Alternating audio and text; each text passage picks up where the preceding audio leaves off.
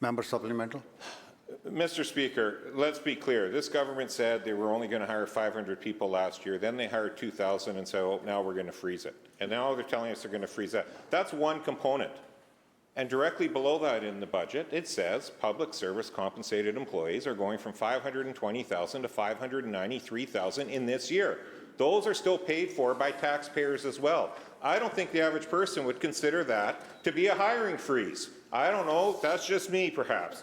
But, Mr. Speaker, let's look at some other reviews of this budget. The BC Chamber says it doesn't deliver. BC, missed opportunity. BCTF says, well, it's met contractual obligations. The Pemba Institute, missed opportunity. AME does not provide additional resourcing to support permitting or consultation with First Nations. And Kofi, who's been under attack for softwood for 8 years with no action from this government, says it's disappointed about lack of forestry support. Now, the minister goes on about support for DigiBC, which is wonderful. They've been lobbying this government since 2018. They've never actually got that in. They've never been able to get to that 25% tax credit. Since 2018, this government has refused to do that. You know what has changed? The person lobbying for DigiBC in 2018 is the now Minister of Finance. So could the Minister of Finance tell us, why the only people out there that seem to get preference for tax relief in this budget, not the forest sector, not mining, certainly not small business, is the agency she used to lobby for, yet it was rejected by this government until she became the finance minister.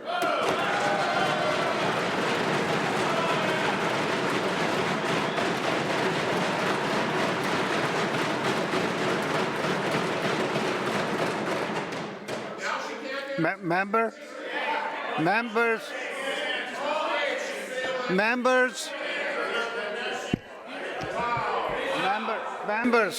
come to order. Members, that's enough. Come to order. Member, Government House Leader.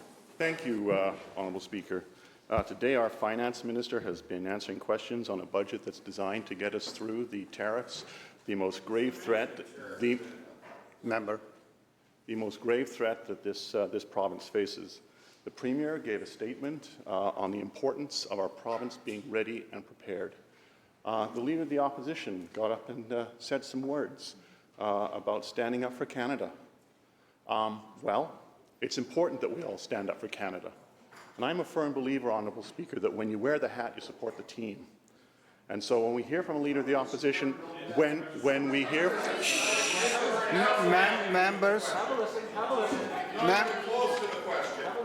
Members. Thank you, Honourable Speaker. So I won't address all the issues I have with the opposition when it comes to those on his side who want to wear a MAGA hat. But I do have a question for the Leader of the Opposition, Honourable Speaker.